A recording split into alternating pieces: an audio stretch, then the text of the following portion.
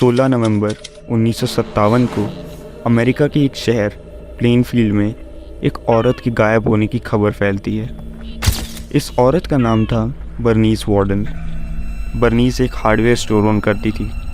उस दिन वो स्टोर बंद था और किसी को नहीं पता था कि बर्नीस कहाँ है। नोट करिए कि प्लेनफील्ड एक छोटा सा टाउन है जिसमें तकरीबन 700 लोग ही रहते हैं, और इसलिए दोपहर होने तक लोगों ने पूछना चालू कर दिया था कि बर्नीस कहाँ है। लोगों के ही अकॉर्डिंग बर्नीस का बेटा डियर हंट करने गया था, और जब वो दोपहर में वापस आया तब उसने देखा कि कैसे पूरे स्टोर में खून के निशान हैं और सब कुछ उथल पुथल हो चुका है।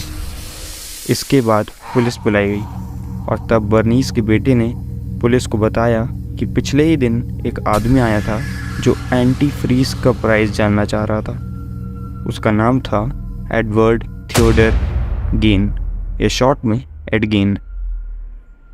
शेरिफ आर्क एक डिप्यूटी ऑफिसर को पकड़ के सीधा एड के फार्म पर चले गए, और वहाँ के रहने वाले ये बताते हैं कि वो फार्म काफ़ी डरावना दिखता था। टाउन के बाहर था और ऐसा लगता था कि जैसे वहाँ कोई रहता ही नहीं है। अब ऑफिसर्स जब पहुँचे तो घर के दरवाजे तो लॉक थे, तो उन्होंने वुडशेड में एक नज़र डालने का डिसाइड किया। उस समय लाइट्स गई हुई थी और पूरा अंधेरा छाया हुआ था, जिस वजह से ऑफिसर्स फ्लैशलाइट यूज़ कर रहे थे। अब अंदर चलते चलते एक ऑफिसर का शोल्डर किसी चीज़ से टकराया। उसने अपनी फ्लैशलाइट उस पर मारी तो सामने ही उल्टी लटकी हुई थी बर्नीस वार्डन, बट उसका सर नहीं था, और ऐसा लग रहा था कि किसी बड़े हिरन को मारकर लटका दिया हो।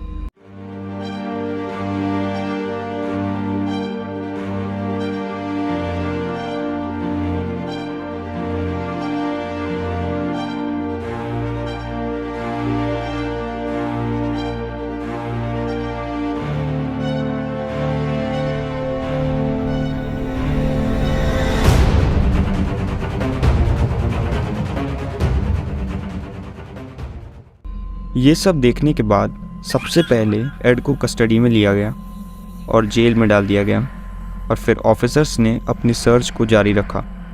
वुडशेड में तो उन्हें कुछ खास और मिला नहीं, तो इसलिए उन्होंने उसके घर के अंदर घुसने का फ़ैसला किया। वहाँ भी इलेक्ट्रिसिटी नहीं थी। अंदर घुसते ही हर तरफ सदियों का कूड़ा कचरा पड़ा हुआ था। कहीं भी न्यूज़पेपर पड़े हैं, कुछ भी कहीं भी पड़ा हुआ था, बट ये तो कुछ भी नहीं है। थोड़ा अंदर जाने पर उन्हें ह्यूमन स्कल्स मिलने लगे जिनका माथा उड़ाया हुआ था, एक स्कल बोल। फिर उन्हें दिखी एक स्ट्रिंग जो लड़कियों के निप्पल्स की स्ट्रिंग थी। इसके बाद जब वो लिविंग रूम में गए तो वहाँ उन्हें उसका पूरा कलेक्शन मिला। एक लैम्प जो ह्यूमन स्किन से बना था, कुछ फेस मास्क जो कि एक्चुअल फेस थे किसी औरत के। इन मास्क को उसने पेपर में स्टफ़ करके दीवारों पर लटकाया हुआ था एज डेकोरेशंस।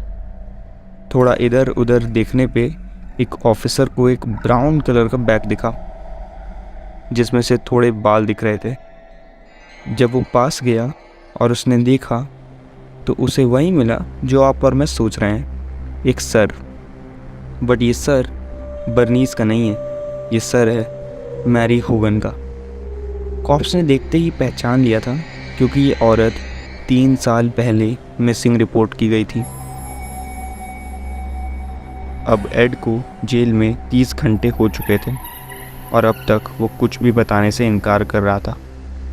बट बर्नीस की लाश और होगन का सर मिलने के बाद अब एड पुलिस के साथ कोऑपरेट करने को तैयार था, और वो भी काफ़ी आराम से।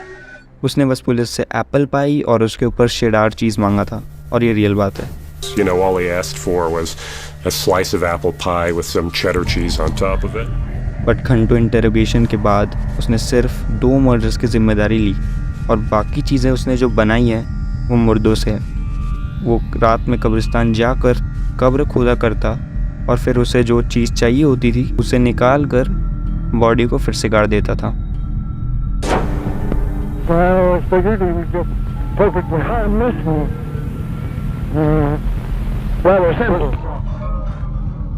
पर कोई भी इंसान ऐसा उल्टा थोड़ी पैदा होता है। इसके पीछे का कारण क्या है कौन सी ऐसी चीज़ है जिस वजह से एक इंसान ऐसा दानव बन सकता है? इन सवालों के जवाब जानने के लिए हमें एड की बैकग्राउंड स्टोरी जाननी होगी। और ये सब एड के बचपन से ही शुरू होता है। एड के पास कोई दोस्त नहीं था, एक भी नहीं, और ना वो बनाना चाहता था, क्योंकि उसकी मम्मी ने उसे मना किया था, खासकर लड़कियों से दूर रहने को कहा। एड की मदर अगस्ता उसे हमेशा बताती रहती कि वुमेन वर्स्ट ऑफ क्रीचर्स है, डेविल्स हैं, प्रोस्टिट्यूट्स हैं। बट ऑफ कोर्स अगस्ता ऐसी नहीं है, क्योंकि वो बाइबल फॉलो करती थी और इसलिए वो नोबल लेडी थी, ऐसा अगस्ता कहा करती थी। अगस्ता एक बहुत ही स्ट्रॉन्ग और डोमिनेटिंग लेडी थी। वो अपने हस्बैंड को भी सप्रेस करके रखती थी, और एड और उसका भाई हेनरी हमेशा अपनी मम्मी की ही बात सुनते थे। इवन जब ऑफिसर्स एड के घर के अंदर घुसे थे, तब उन्हें सिर्फ एक ही कमरा साफ सुथरा और सजाया हुआ मिला। वो था अगस्ता का कमरा। एड उसे एक धार्मिक स्थल के जैसे पवित्र मानता था। एड का बाप एक पियक्कड़ ग्रोसरी स्टोर का ओनर था, जो मोस्टली ड्रंक ही रहता था, और उसकी माँ अगस्ता एक डोमिनेटिंग और बहुत गंदे ख्यालों वाली लेडी थी। ऑफ कोर्स इन सब चीज़ों ने उस घर को साइकोस का ब्रीडिंग ग्राउंड बना दिया था। एड आउटसाइड वर्ल्ड से बिल्कुल कटा हुआ था। हालांकि वो स्कूल जाता था, बट उसका माइंड इतना रिजिड हो चुका था कि वो ना किसी से बात करता, ना किसी को जवाब देता, बस कभी कभी क्लास के बीच ज़ोर से हंसने लगता। एड जब 34 साल का हुआ तो उसके पिता चल बसे, और अब सिर्फ एड, उसकी माँ अगस्ता और उसका बड़ा भाई हेनरी बचे थे। हेनरी कुछ समय बाद अगस्ता के खिलाफ जाने लगा। उसे अपनी मम्मी की घटिया सोच अब पसंद नहीं आ रही थी, और वो अपनी लाइफ अपनी मर्ज़ी से जीना चाह रहा था। मई 1944 में उनके फार्म पर एक आग लगी थी, जिसको ख़त्म करने के लिए एड और हेनरी साथ गए थे, बट वापस सिर्फ एड आया। अब हेनरी को एड ने मारा ये कंफर्म नहीं है, क्योंकि इसका कोई प्रूफ नहीं है, बट मोस्टली लोग एग्री करते हैं कि एड ने पहला मर्डर 1954 में नहीं बल्कि 1944 में किया था। अब सिर्फ एड और उसकी मदर अगस्ता ही बची थी, बट ज़्यादा दिनों के लिए नहीं। कुछ महीने बाद ही अगस्ता को एक स्ट्रोक आया, जिससे वो पार्शियली पैरालाइज हो गई थी। तब एड बहुत डर गया था, और वो अपनी मम्मी की लिटरली पूजा किया करता था। वो सारे काम करता जो उसे अगस्ता कहती। बट 1945 में अगस्ता को एक और फाइनल स्ट्रोक आया, और वो मर गई। एड ये सब सहने के लिए रेडी नहीं था। वो पागल हो रहा था। उसे अगस्ता वापस चाहिए थी। वो घर पर अकेला रहता, उसके पास बात करने के लिए कोई भी नहीं था। उसका एक ही दोस्त था, एक ही प्यार कह सकते हैं, उसकी मदर, और वो भी नहीं रही। और इसलिए ही वो लड़कियों को मारा करता था, ताकि वो लड़कियों की लेग्स के स्किन से लेगिंग्स बना सके, उनके फेस की स्किन से मास्क बना सके, उनके निपल्स से बेल्ट, उनके लिप्स और इवन जेनिटल्स। वो ये सब पहन कर रात में 12 बजे के बाद अपने घर से बाहर निकलता और डांस करता था। 1968 में जाकर कोर्ट ने एड को गिल्टी ठहराया, पूरे 10 साल बाद, और एड ने अपनी बाकी ज़िंदगी जेल में ही काटी।